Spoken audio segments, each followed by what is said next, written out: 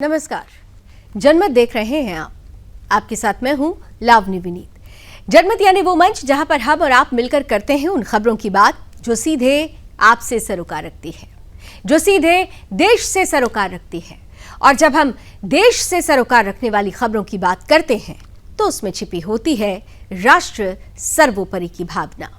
तो इसी राष्ट्र सर्वोपरि की भावना के साथ आज जिस पहली खबर की चर्चा हम करने वाले हैं वो इस मायने में विशेष होती जा रही है कि जिस तरह से दुनिया ने बीते दिनों वैश्विक तेल आपूर्ति और गैस की समस्या को देखा था, वही परिस्थिति एक बार फिर से बनती हुई नजर आ रही है। सवाल बड़ा है कि क्या दुनिया की सबसे महत्वपूर्ण समुद्री लाइफलाइन पर अब बारूद बिछ चुकी है? क्या ईरान ने होर्मुज जलडमरू मध्य को अपनी सबसे बड़ी जागीर समझ ली है? क्या ईरान ये समझता है कि अब पूरी दुनिया की अर्थव्यवस्था, तेल की कीमतें और करोड़ों लोगों की रोजमर्रा की जिंदगी उसके टकराव की कीमत चुकाएंगे? दरअसल आज दुनिया की निगाहें होर्मुज जलडमरू मध्य पर टिकी हुई है। यही वो समुद्री रास्ता है जिससे दुनिया के समुद्री तेल व्यापार का लगभग 20% गुजरता है। भारत, जापान, दक्षिण कोरिया, चीन और यूरोप की बड़ी ऊर्जा जरूरतें इसी रास्ते से पूरी होती हैं। लेकिन अब एक बार फिर से इसी रास्ते पर ईरान और अमेरिका फिर से आमने सामने हैं। ईरान ने इस जल मार्ग पर अपना नियंत्रण कड़ा करने का दावा किया है। दूसरी तरफ अमेरिका ने साफ संदेश दिया है कि वो इस रास्ते को बंद नहीं होने देगा। राष्ट्रपति डोनाल्ड ट्रंप ने यहां तक कह दिया है कि अमेरिका इस समुद्री मार्ग की सुरक्षा सुनिश्चित करेगा। यानी अब मामला केवल बयानबाजी का नहीं है, बल्कि वैश्विक शक्ति प्रदर्शन का भी बन चुका है। लेकिन इन सबके बीच सबसे बड़ा सवाल यह है कि क्या दुनिया की अर्थव्यवस्था को बंधक बनाया जा सकता है? ईरान ये कहता है कि वो अपनी सुरक्षा के लिए कदम उठा रहा है, लेकिन अगर किसी एक देश की कार्रवाई से पूरी दुनिया की ऊर्जा आपूर्ति प्रभावित होने लगे तो क्या ये केवल क्षेत्रीय विवाद रह जाता है या फिर ये अंतर्राष्ट्रीय व्यापार और वैश्विक आर्थिक सुरक्षा का बड़ा सवाल बन जाता है? अब इस पूरे घटनाक्रम का विश्लेषण समझिए। सबसे महत्वपूर्ण बिंदु है कि ऊर्जा पर कैसे दबाव पड़ रहा है। यदि होर्मुज में लंबे समय तक तनाव बना रहता है तो सबसे पहले असर कच्चे तेल की कीमतों पर पड़ेगा। तेल महंगा होगा, शिपिंग और बीमा की लागत बढ़ेगी, जिसका असर दुनिया भर में महंगाई पर दिखाई देगा। दूसरा सबसे महत्वपूर्ण बिंदु है कि ये जो परिस्थितियां बनेगी उनका हमारे देश यानी भारत पर क्या असर होगा। तो भारत अपनी तेल जरूरतों का बड़ा हिस्सा खाड़ी देशों से आयात करता है, यानी होर्मुज में जितना तनाव बढ़ेगा उतना ही भारत का आयात बिल बढ़ने की आशंका रहेगी। पेट्रोल, डीजल, एलपीजी और परिवहन लागत पर भी दबाव बढ़ सकता है। तीसरा सबसे महत्वपूर्ण बिंदु है कि यह परिस्थिति क्या आर्थिक युद्ध को जन्म देगी, क्योंकि आधुनिक युद्ध केवल मिसाइलों से नहीं लड़े जाते। आज तो समुद्री मार्ग, ऊर्जा आपूर्ति और व्यापारिक रास्ते भी रणनीतिक हथियार बन चुके हैं। जो देश ऊर्जा आपूर्ति को नियंत्रित करता है वो वैश्विक अर्थव्यवस्था पर भी प्रभाव डाल सकता है। और यही वजह है कि होर्मुज को दुनिया की सबसे संवेदनशील समुद्री चोक पॉइंट माना जाता है। उधर सबसे महत्वपूर्ण बिंदु यह है कि भारत भी इससे अछूता नहीं है, क्योंकि इस संकट की आग अब केवल युद्धपोतों तक सीमित नहीं रही। ताजा हमले में तो भारतीय नागरिक भी प्रभावित हुए हैं। ओमान के तट के पास एक वाणिज्यिक जहाज पर हुए हमले में 11 भारतीय नागरिक सवार थे। उनमें से 10 को तो सुरक्षित बचा लिया गया, जबकि एक भारतीय अब भी लापता बताया जा रहा है। इससे पहले भी समुद्री हमले में एक भारतीय चालक दल का सदस्य घायल हुआ था। ये बताता है कि संघर्ष की कीमत केवल सरकारें ही नहीं बल्कि आम नागरिक भी चुका रही है। पांचवा और सबसे महत्वपूर्ण बिंदु यह है कि क्या ईरान जो परिस्थितियां पैदा कर रहा है, ऐसी परिस्थितियां पैदा करके अलग थलग पड़ सकता है। तो यदि अंतर्राष्ट्रीय समुद्री व्यापार लगातार प्रभावित होता है तो अमेरिका और उसके सहयोगी देशों की ओर से ईरान पर आर्थिक, कूटनीतिक और सैन्य दबाव और बढ़ सकता है। दूसरी ओर यदि तनाव लगातार बढ़ता है तो पूरे पश्चिम एशिया में अस्थिरता गहरा सकती है। इसी बीच अमेरिका ने ईरान के खिलाफ अपनी सैन्य कार्रवाई भी तेज कर दी है। अमेरिकी पक्ष का कहना है कि उसका उद्देश्य उन क्षमताओं को कमजोर करना है जिनसे अंतर्राष्ट्रीय समुद्री मार्गों को खतरा पैदा हो रहा है। वहीं ईरान अपने रुख पर कायम है और कह रहा है कि वो पीछे नहीं हटेगा। अब सवाल सिर्फ ईरान और अमेरिका का नहीं है। सवाल यह है कि क्या दुनिया के सबसे महत्वपूर्ण ऊर्जा मार्ग को टकराव का मैदान बनने दिया जाएगा? क्या वैश्विक व्यापार और समुद्री सुरक्षा को दांव पर लगाया जा सकता है? और क्या इस टकराव का खामियाजा भारत जैसे देशों को तेल की बढ़ती कीमतों और महंगाई के रूप में भुगतना पड़ेगा? फिलहाल तो पूरी दुनिया की नजरें होर्मुज पर टिकी है, क्योंकि अगर ये समुद्री रास्ता लंबे समय तक संकट में रहा तो इसका असर केवल युद्ध लड़ रहे दो देशों तक सीमित नहीं रहेगा, बल्कि पूरी दुनिया की अर्थव्यवस्था, ऊर्जा सुरक्षा और करोड़ों लोगों की जिंदगी पर भी दिखाई देगा। यही आज की सबसे बड़ी चिंता है और यही आज का सबसे बड़ा सवाल भी।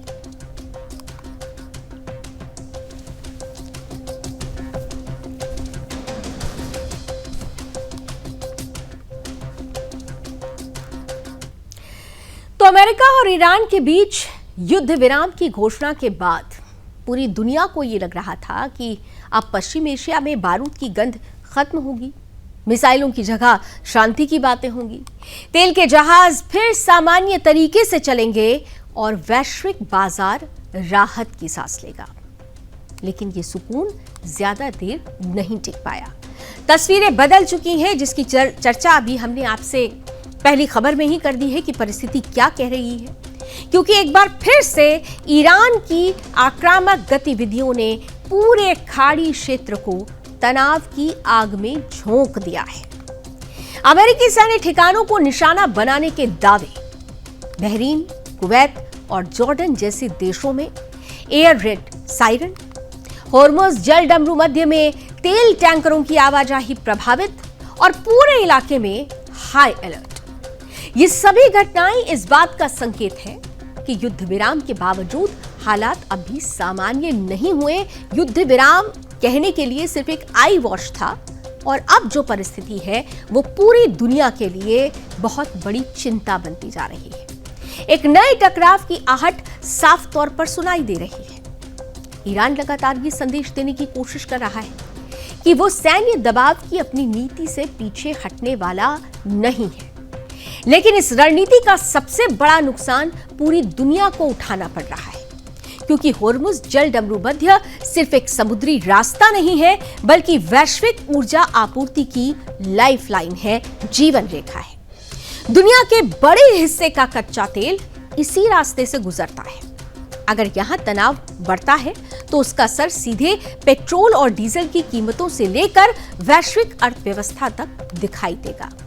और यही वजह है कि दुनिया के तमाम देश इस घटनाक्रम पर लगातार नजर बनाए हुए हैं। इस बीच कतर भी इस बढ़ते तनाव की चपेट में आता दिखाई दे रहा है। विडंबना देखिए, जिस कतर ने अमेरिका और ईरान के बीच संवाद और शांति की कोशिशों में महत्वपूर्ण भूमिका निभाई, वही आज रणनीतिक कारणों से सबसे ज्यादा संवेदनशील स्थिति में खड़ा नजर आ रहा है। इसकी सबसे बड़ी वजह है अल उदैद एयरबेस, जिसे मध्य पूर्व में अमेरिका का सबसे बड़ा सैन्य अड्डा माना जाता है। अमेरिकी कांग्रेस के आंकड़ों के अनुसार यहां लगभग 10,000 अमेरिकी सैनिक तैनात हैं। यहीं से अमेरिकी सेंट्रल कमांड यानी सेंटकॉम पूरे पश्चिम एशिया में अपने एयर ऑपरेशन संचालित करता है। इराक, सीरिया, जॉर्डन और कई अन्य क्षेत्रों में होने वाली सैन्य गतिविधियों की कमान भी यहीं से नियंत्रित होती है। अब ऐसे में इस रणनीतिक ठिकाने पर बढ़ता खतरा केवल अमेरिका के लिए ही नहीं, बल्कि पूरे क्षेत्र की सुरक्षा व्यवस्था के लिए भी गंभीर चुनौती बन चुका है। दूसरी ओर होर्मुज में तेल टैंकरों की रफ्तार थमने लगी है। अंतर्राष्ट्रीय शिपिंग कंपनियां सतर्क हैं। वैश्विक ऊर्जा बाजार में अनिश्चितता बढ़ गई है और अगर यह स्थिति लंबी चली तो इसका असर दुनिया की हर बड़ी अर्थव्यवस्था पर दिखाई देगा। भारत जैसे बड़े ऊर्जा आयातक देशों पर भी इसका सीधा प्रभाव पड़ सकता है। इस बीच पोलैंड के विदेश मंत्रालय के राज्य सचिव WT बार्टोशेविस्की ने साफ कहा है कि उनका देश होर्मुज़ जल डमरू मध्य में मुक्त व्यापार को लेकर भारत के रुख का समर्थन करता है। उन्होंने युद्ध विराम का स्वागत करते हुए भी कहा कि विवादों का समाधान सैन्य कार्रवाई नहीं है, बल्कि कूटनीति और राजनीतिक संवाद से होना चाहिए। उनका यह बयान बताता है कि पूरी दुनिया शांति चाहती है, लेकिन सवाल यही है कि क्या ईरान भी शांति चाहता है या फिर क्षेत्र में तनाव बनाए रखना उसकी रणनीति का हिस्सा बन चुका है।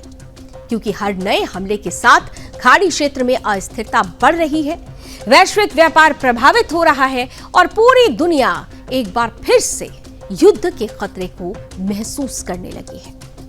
फिलहाल हालात यही बता रहे हैं कि युद्ध विराम केवल कागजों तक सीमित दिखाई दे रहा है। जमीन पर तनाव अब भी बरकरार है। अमेरिका अपने सहयोगी देशों के साथ सुरक्षा व्यवस्था मजबूत करने में जुटा है, जबकि ईरान लगातार आक्रामक संदेश दे रहा है। अब ऐसे में सबसे बड़ा सवाल भी यही है कि क्या कूटनीति इस संकट को रोक पाएगी या फिर पश्चिम एशिया एक बार फिर ऐसे बड़े संघर्ष की ओर बढ़ जाएगी जिसका असर केवल अमेरिका और ईरान तक सीमित नहीं रहेगा, बल्कि पूरी दुनिया की अर्थव्यवस्था, ऊर्जा सुरक्षा और वैश्विक स्थिरता पर भी दिखाई देगा।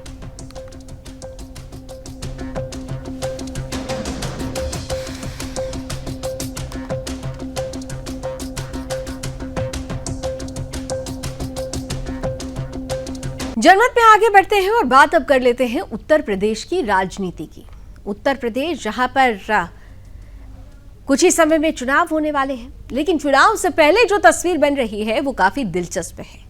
उत्तर प्रदेश की राजनीति एक बार फिर से यहां पर ऐसा लग रहा है जैसे भूचाल आ गया हो, हलचल तेज हो चुकी है। और वजह है कांग्रेस के सांसद इमरान मसूद का वो बयान और उसके बाद कांग्रेस और समाजवादी पार्टी के बीच की बढ़ी तल्खियां।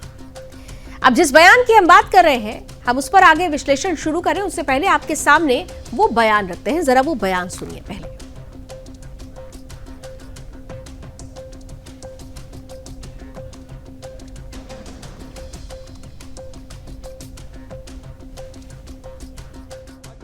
के साथ दिक्कत यह है कि समाजवादी पार्टी को नंबर 1 तो मुसलमान बर्दाश्त नहीं होता। लीडर बोलता वो मुसलमान बर्दाश्त नहीं। आजम खां का इलाज कराने में कौन कौन लोग शामिल हैं ये सबको पता है।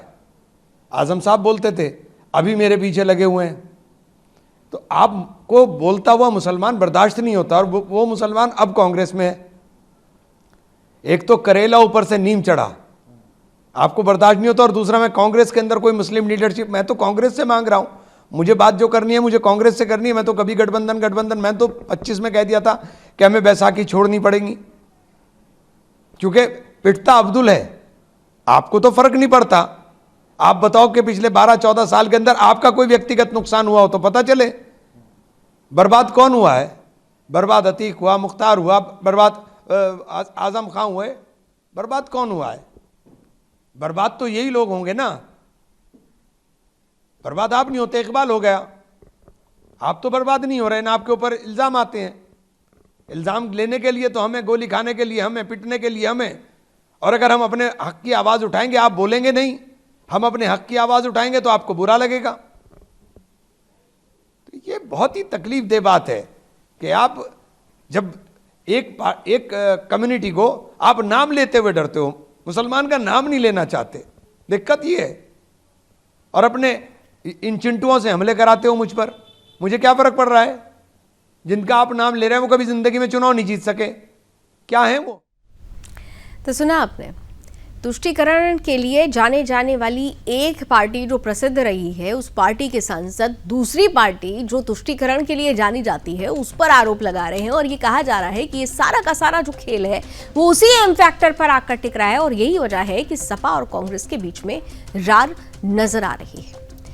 सवाल यह है कि क्या ये केवल बयानबाजी है या 2027 के विधानसभा चुनावों से पहले इंडी गठबंधन की सबसे बड़ी परीक्षा की शुरुआत हो चुकी है।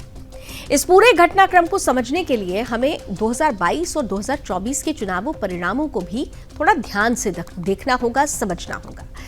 दरअसल 2022 के विधानसभा चुनाव में भारतीय जनता पार्टी के नेतृत्व वाले एनडीए ने 273 सीटें जीतकर सरकार बनाई। समाजवादी पार्टी गठबंधन को 125 सीटें मिली, जबकि कांग्रेस केवल 2 सीटों पर सिमटकर रह गई। उस समय उत्तर प्रदेश में कांग्रेस की स्थिति बेहद कमजोर मानी जा रही थी, लेकिन 2024 के लोकसभा चुनावों में तस्वीर बदल गई। समाजवादी पार्टी ने 37 सीटें और कांग्रेस ने 6 सीटें जीत ली, यानी इंडी गठबंधन को कुल 43 सीटें मिली, जबकि एनडीए को 36 सीट मिली। इन परिणामों के बाद कांग्रेस का आत्मविश्वास बढ़ा और उसने उत्तर प्रदेश में अपने राजनीतिक विस्तार की बात खुलकर शुरू कर दी, और यहीं से ही राजनीतिक समीकरण बदलते दिखाई देते हैं। इमरान मसूद ने समाजवादी पार्टी पर आरोप लगाया है कि वो मुस्लिम नेतृत्व को पर्याप्त जगह नहीं देती।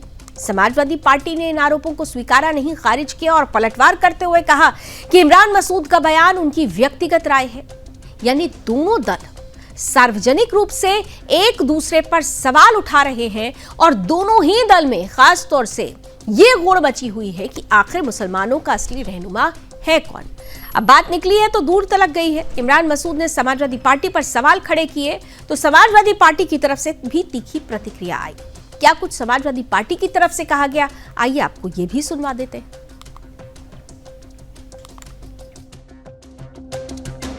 अब देखिए, सबके अपने अपने परसेप्शंस होते हैं और वो जो बोल रहे हैं वो उसका क्या सोच है वो समझ सकते हैं। देखिए, ये जिस तरीके की टिकट टिप्पणियां हो रही हैं ये नहीं होनी चाहिए, और जिस तरीके का भाषा का प्रयोग किया जा रहा है ऐसा नहीं होना चाहिए। और समाजवादी जो पार्टी है और समाजवादी हैं, उन्होंने कभी जाति और धर्म के नाम पे राजनीति नहीं की है। उन्होंने हमेशा सभी को आगे ले चलने की बात की है, सभी को बराबरी का दर्जा देने की बात की, और जहां जहां आवश्यकता पड़ी है राष्ट्रीय अध्यक्ष जी ने पूरी सहायता की है। जो भी हमारे समाज के वंचित लोग हैं उनको मदद की। समाजवादी पार्टी तो इमरान मसूद के लिए कह रहे हैं कि ऐसे लोग गठबंधन के गद्दार हैं। अब ऐसे में असली सवाल ये है कि ये विवाद आखिर हो क्यों रहा है। दरअसल राजनीतिक विश्लेषकों का मानना है कि इसकी सबसे बड़ी वजह 2027 का सीट बंटवारा है। विधानसभा चुनाव में 403 सीटों पर तालमेल करना लोकसभा चुनाव की तुलना में कहीं अधिक कठिन होता है। कांग्रेस का तर्क हो सकता है कि 2024 में उसका प्रदर्शन बेहतर रहा, इसलिए उसे पहले से अधिक हिस्सेदारी मिलनी चाहिए। वहीं समाजवादी पार्टी खुद को उत्तर प्रदेश में विपक्ष की सबसे बड़ी ताकत मानती है और स्वाभाविक रूप से अधिक सीटों की दावेदार होगी। यानी दोनों दलों की राजनीतिक महत्वाकांक्षाएं अलग अलग दिशा में बढ़ती हुई नजर आ रही है। अब इस पूरे घटनाक्रम का तीसरा पक्ष समझिए, और वो तीसरा पक्ष है Bharatiya Janata party BJP. BJP लगातार ये राजनीतिक संदेश देती रही है कि विपक्षी गठबंधन अवसरवाद पर आधारित है और उसके घटक दलों के बीच स्थायी वैचारिक या राजनीतिक सहमति नहीं है। बीजेपी ने क्या कहा है, जरा ये भी सुन लीजिए। कांग्रेस की जो औकात है उसको अखिलेश जी बहुत अच्छे से ढंग से समझते हैं, और अखिलेश की जो औकात है उसको कांग्रेस अच्छी तरह से समझता होगा। इमरान मसूद कांग्रेस की क्या औकात उत्तर प्रदेश या पूरे देश में आज की तारीख में है, इसको बखूबी समझ रहे हैं। तो अब इस तरह का बयान कांग्रेस के इस सांसद इमरान मसूद के माध्यम से दिलवा के अगर कांग्रेस ये समझ रही है कि अखिलेश से बार्गेन करने में सफलता मिलेगी, कुछ ज़्यादा सीटें उनको मिल जाएंगी, तो इसको अखिलेश समझे, इमरान मसूद समझे, राहुल गांधी समझे। तो बीजेपी लीडर्स के इन बयानों से स्पष्ट है कि कांग्रेस और सपा के बीच सार्वजनिक बयानबाजी भाजपा को अपने तर्क को और मजबूती से रखने का अवसर दे रही है। हालांकि इसका वास्तविक चुनावी प्रभाव कई अन्य मुद्दों जैसे उम्मीदवारों और भविष्य के गठबंधन समीकरणों पर भी निर्भर करेगा, लेकिन यह भी उतना ही महत्वपूर्ण है कि अभी तक न कांग्रेस ने गठबंधन छोड़ने की घोषणा की है और न ही समाजवादी पार्टी ने। हाँ, इतना जरूर कहा जा सकता है कि 2027 से पहले दोनों दलों के बीच विश्वास, नेतृत्व और सीट बंटवारे को लेकर चुनौती बढ़ती दिखाई दे रही है। अब आगे क्या होगा? क्या कांग्रेस उत्तर प्रदेश में अपने दम पर विस्तार की रणनीति अपनाएगी? क्या समाजवादी पार्टी अपने नेतृत्व की भूमिका से पीछे हटेगी? क्या दोनों दल अंततः समझौते पर पहुंचेंगे या अलग अलग चुनाव लड़ने का जोखिम उठाएंगे? और सबसे बड़ा सवाल, क्या विपक्ष की ये खींचतान भारतीय जनता पार्टी के लिए राजनीतिक अवसर बन सकती है? इन तमाम सवालों के जवाब आने वाले महीनों की राजनीति में तय हो जाएंगे, क्योंकि उत्तर प्रदेश सिर्फ एक राज्य नहीं बल्कि राष्ट्रीय राजनीति की दिशा तय करने वाला सबसे बड़ा राजनीतिक मैदान है। और इसलिए कांग्रेस सपा के रिश्तों में आई ये तल्खी केवल दो दलों की कहानी नहीं है, बल्कि 2027 के चुनावी समीकरण का शुरुआती चरण भी माना जा रहा है। फिलहाल इतना तय है कि आने वाले समय में उत्तर प्रदेश की राजनीति का सबसे बड़ा मुद्दा केवल सत्ता पक्ष बनाम विपक्ष नहीं होगा, बल्कि विपक्ष के भीतर का अंतर्कलह भी होगा।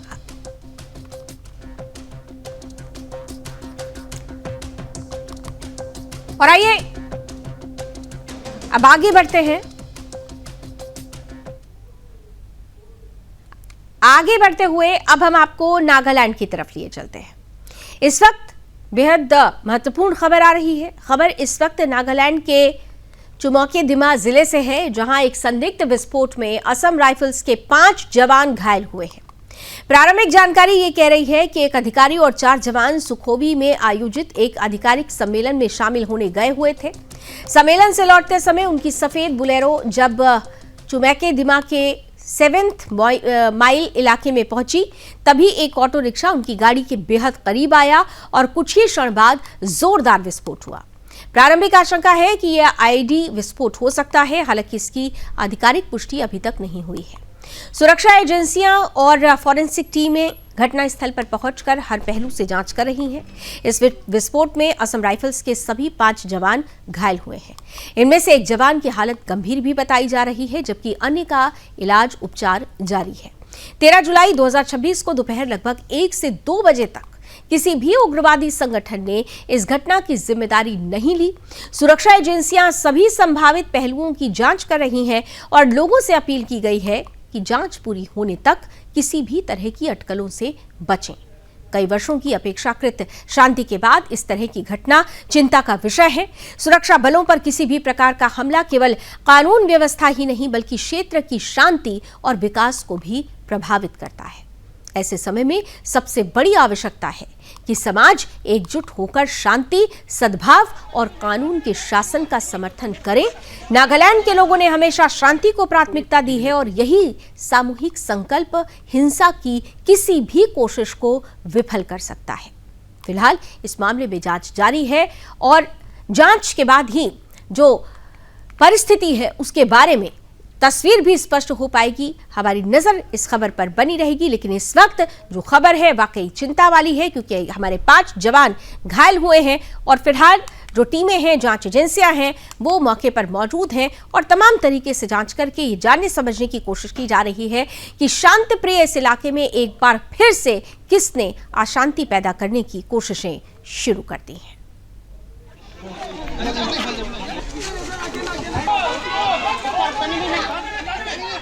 जनमत में आगे बढ़ते हैं और अब बात करते हैं उस राष्ट्र हित की जिसकी अलख सुदर्शन न्यूज ने सबसे पहले और सबसे अलग दृष्टिकोण से पूरे देश में जगाई थी, जिसके बाद कोलकाता के दमदम हवाई अड्डे के भीतर बनी बांकरा मस्जिद में नमाज पढ़ने की कुछ कट्टरपंथियों की जिद के खिलाफ जब सुदर्शन न्यूज अकेला खड़ा हुआ था तो वोट बैंक के सियारों को बहुत मिर्ची लगी थी। लेकिन आज जनहित और देशहित चाहने वाला पूरा समाज हमारे इस अभियान के साथ जुड़ चुका है, क्योंकि हमारा प्रयास सार्थक रहा है और सत्ता के साथ साथ देश की जनता भी जाग चुकी है। राष्ट्रीय सुरक्षा जिनकी गिनती में दूर दूर तक कहीं नहीं आती, जिनके लिए देश का संविधान और कानून कहीं नहीं बल्कि शरिया सबसे पहले है, उन्हें देश के अति संवेदनशील अंतर्राष्ट्रीय हवाई अड्डे के कोर सिक्योरिटी जोन के भीतर भी नमाज पढ़ने की खुली छूट चाहिए। वही खुली छूट जो वो ममता बनर्जी की सत्ता के संरक्षण में अब तक पाते रहे हैं। लेकिन रनवे से मात्र 165 मीटर की दूरी पर बने इस ढांचे में पहले लोग केवल एक साधारण कागज का टुकड़ा यानी आधार कार्ड दिखाकर सुरक्षा घेरे को ठेंगा दिखाते हुए अंदर घुस जाया करते थे, जबकि क्या दुनिया के किसी भी विकसित देश में अंतर्राष्ट्रीय सुरक्षा मानकों के साथ ऐसा खिलवाड़ बर्दाश्त किया जा सकता है? और इसलिए bureau of civil aviation security ने जब सुरक्षा पर गंभीर सवाल उठाए तब जाकर प्रशासन की नींद खुली और अब वहां बाहरी लोगों की एंट्री और नमाज पर परमानेंट ताला लग चुका है।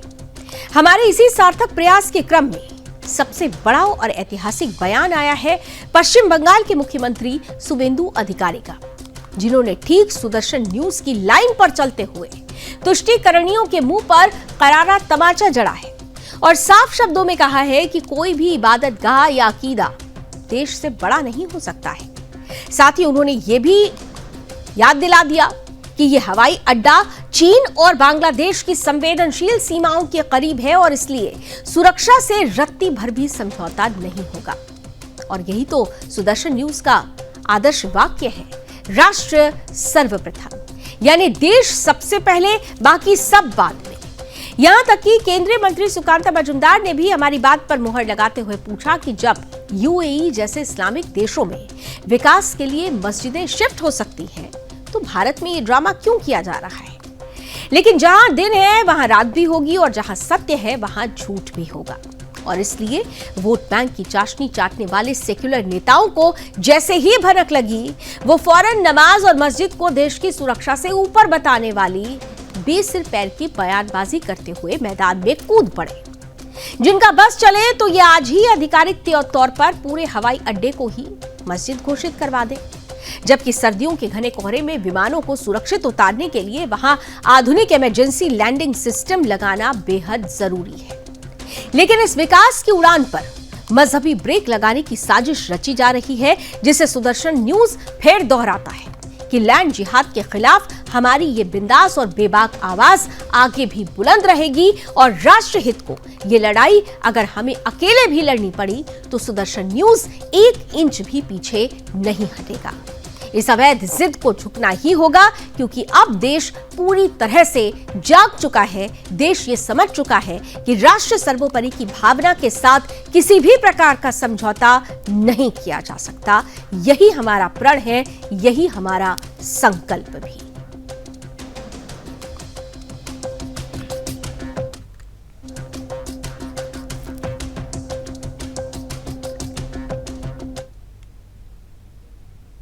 और चलिए इसी के साथ जनमत के आज के सफर में बस इतना ही। देश और दुनिया की तमाम खबरों के लिए आप जुड़े रहिए सुदर्शन न्यूज के साथ।